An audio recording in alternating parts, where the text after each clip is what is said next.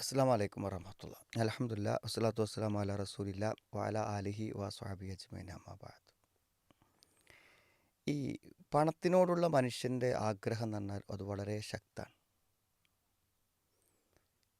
ഈ ഒരു മനുഷ്യൻ്റെ അടങ്ങാത്ത ഈ സമ്പത്തിനോടുള്ള സ്നേഹം ഉണ്ടല്ലോ, യുഹിബ്ബുനൽ മാല ഹുബ്ബൻ ജമ്മ എന്ന് പറഞ്ഞാൽ ഭയങ്കരമായ സ്നേഹമാണ്. കല്ലബൽ തുഹിബ്ബുനൽ മാല ഹുബ്ബൻ ജമ്മ, നിങ്ങൾ കഠിനമായി അതിനെ സ്നേഹിക്കുന്നു പറഞ്ഞു.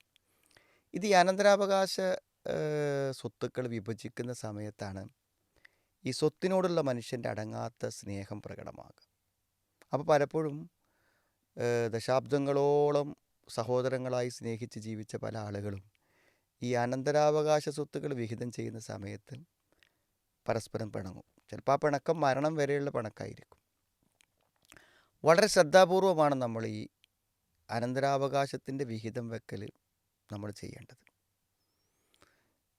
ഒരനന്തരാവകാശം വിഹിതം വെക്കുന്ന സമയത്ത് ഒരു സുഹൃത്ത് വിളിച്ചിട്ട് പറഞ്ഞു, അദ്ദേഹത്തിന് ഒരു പ്രത്യേക സ്ഥലം എന്ത് ചെയ്യാണ് ഇവർ ബ്രദേഴ്സ് എല്ലാവരും നിർദ്ദേശിച്ചത് നിനക്കായിക്കോട്ടെ എന്ന് പറഞ്ഞ് കാണിച്ചു കൊടുക്കുക. അപ്പോൾ അതിലയാൾക്ക് ചെറിയൊരു അസംതൃപ്തി ഉണ്ട്, എന്നാലും വേണമെങ്കിൽ സമ്മതിക്കാമെന്നുള്ളതാണ്. അപ്പോൾ ഇത്തരമൊരു സന്ദർഭത്തിൽ വേണ്ടാന്ന് പറഞ്ഞാൽ അവർക്ക് വിഷമാവും, എന്ത് ചെയ്യണം. ഇപ്പോൾ നമ്മൾ പറഞ്ഞു, എല്ലാ സ്വത്തുക്കളും ഇന്നവർക്ക് എന്ന് വിചാരിച്ചല്ല വീതിക്കേണ്ടത്.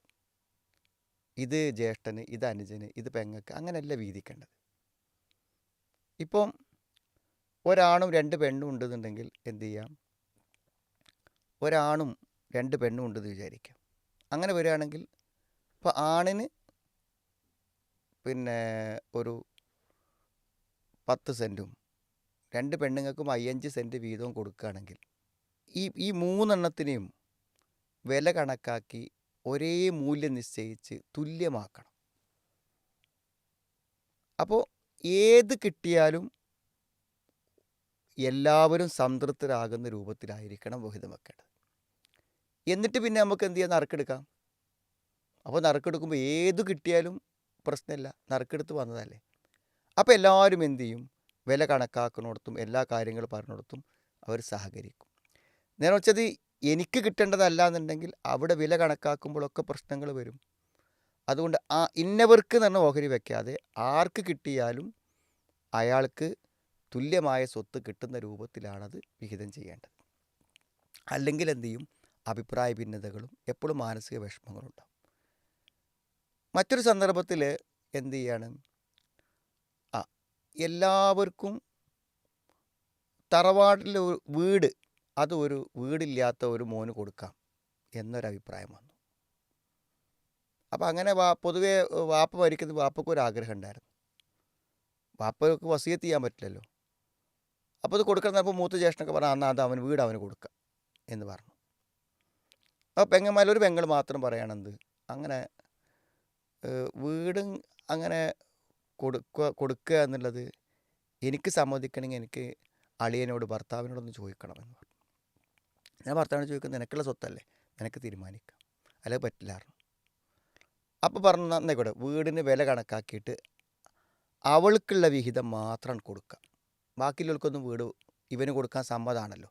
സമ്മതമല്ലാത്ത പെങ്ങൾക്ക് എന്ത് ചെയ്യാം, വീടിൻ്റെ നിന്ന് വരുന്ന അവകാശം എത്രയാണോ ആ വിഹിതം അവർക്ക് കൊടുക്കാം. അപ്പോൾ ബാക്കി പെങ്ങന്മാരൊക്കെ പറഞ്ഞു, അത് അങ്ങനെ പറ്റില്ല, അങ്ങനെയാണെങ്കിൽ ഞങ്ങൾക്കൊക്കെ തരണം എന്ന് പറഞ്ഞു.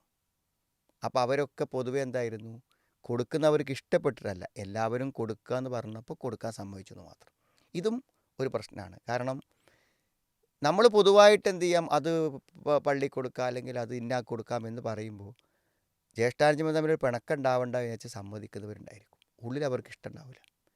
അപ്പോൾ വളരെ കൃത്യമായി ഓരോരുത്തരും വിഹിതം നിശ്ചയിച്ചിട്ട് ആ വിഹിതം കൊടുക്കുകയാണെങ്കിൽ കൊടുത്തോട്ടെ, അതല്ലാതെ നിർബന്ധിക്കപ്പെടുന്ന സാഹചര്യങ്ങൾ ഉണ്ടാവാൻ പാടില്ല എന്നുള്ളതാണ്. അതേപോലെ ഈ അനന്തരാവകാശ സ്വത്ത് ആഗ്രഹിച്ചിട്ട് ഇപ്പോൾ വാപ്പ സ്വത്തുക്കൾ എന്ത് ചെയ്യുക, അയാൾ ഒരവസാന സമയമാകുമ്പോൾ കൈകാര്യം ചെയ്യുമ്പോൾ അതിനെ തടസ്സപ്പെടുത്തുക. കാരണം ഞങ്ങൾക്ക് കിട്ടേണ്ട സ്വത്ത് വാപ്പ അങ്ങനെ കൈകാര്യം ചെയ്യാൻ പറ്റൂല എന്ന്. അങ്ങനെ വളരെ പ്രായമായ പല ആളുകളുടെയും അധികാരം നഷ്ടപ്പെട്ട് അവിടെ സ്വത്ത് അവർക്ക് കൈകാര്യം ചെയ്യാൻ പറ്റാത്ത അവസ്ഥകൾ മക്കൾ സൃഷ്ടിക്കാറുണ്ട്. ഒരിക്കൽ ഒരാൾക്ക് ഭാര്യ മരിച്ചു, വിവാഹം കഴിക്കണം എന്നുണ്ട്. അയാൾ വിവാഹം കഴിച്ചാൽ അതിൻ്റെ ഒരു വിഹിതം ഈ പുതിയ ഭാര്യയ്ക്ക് പോകുന്നതിലേക്ക് മക്കളാരും സമ്മതിച്ചില്ല. അവസാനം അയാൾ എന്ത് ചെയ്തു? അയാളെ പരിചരിക്കാൻ നിൽക്കുന്ന ഒരു സ്ത്രീയുണ്ട്, അവരെ എന്ത് ചെയ്തു? വിവാഹം കഴിച്ചു, മുന്നോട്ട് പോകാൻ തീരുമാനിച്ചു.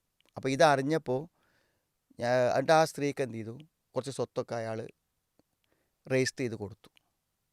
അപ്പോൾ മക്കളൊക്കെ പാടെ യോഗം കൂടി വാപ്പ എന്ന് പറഞ്ഞു, വാപ്പ ഞങ്ങളോട് ചോദിക്കാതെ നിങ്ങൾ എന്തിനാ പിന്നെ ഇളയമ്മക്ക് സ്വത്ത് കൊടുത്തത് എന്ന് ചോദ്യം ചെയ്യാൻ വേണ്ടി വന്നു.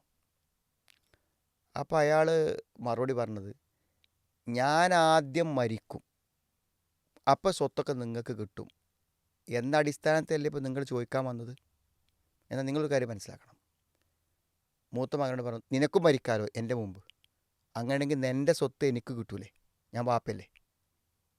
അപ്പോൾ അങ്ങനെയാണെങ്കിൽ നീ സ്വത്ത് വാങ്ങുമ്പോഴും വിൽക്കുമ്പോഴൊക്കെ എന്നോട് സമ്മതം ചോദിക്കണ്ടേ? എനിക്ക് സ്വത്ത് വാങ്ങാനും വിൽക്കാനൊക്കെ നിന്നോട് സമ്മതം ചോദിക്കണമെങ്കിൽ നീ മരിച്ചാൽ നിൻ്റെ അനന്തരാവകാശി ഞാനല്ലേ. അപ്പോൾ നീ സ്വത്ത് കൈകാര്യം ചെയ്യുമ്പോൾ എന്നോട് ചോദിക്കണ്ടേ എന്ന് വാപ്പ തിരിച്ചു ചോദിച്ചു. അതുകൊണ്ട് എൻ്റെ സ്വത്ത് ഞാൻ എൻ്റെ ഇഷ്ടം പോലെ കൈകാര്യം ചെയ്യും. അവനവൻ്റെ സ്വത്ത് കൈകാര്യം ചെയ്യാൻ തുടങ്ങുമ്പോൾ ഇത് ഞങ്ങൾക്ക് കിട്ടുന്ന അനന്തരാവകാശമാണെന്ന് പറഞ്ഞ് മക്കൾ വരുന്നൊരവസ്ഥ ആലോചിച്ച് നോക്കൂ നിങ്ങൾ. ഇപ്പോൾ സ്വത്തിൻ്റെ കാര്യത്തിൽ നമ്മളെപ്പോഴും മാന്യമായൊരു സമീപനം സ്വീകരിക്കണം. അതിനൊക്കെ ഇസ്ലാമികമായ ചില നിയമങ്ങളും വ്യവസ്ഥകളുണ്ട്, അത് പാലിച്ചുകൊണ്ട് തന്നെ മുന്നോട്ട് പോകണം. ആ നിയമങ്ങളെ നമ്മൾ ഏതെങ്കിലും നിലക്ക് ലംഘിക്കാൻ വേണ്ടി ശ്രമിക്കുമ്പോൾ അത് നമുക്ക് വളരെ വലിയ ദുരന്തങ്ങൾ ഉണ്ടാക്കും എന്ന് ഈ അനുഭവങ്ങൾ നമ്മളെ ബോധ്യപ്പെടുത്തുന്നുണ്ട്.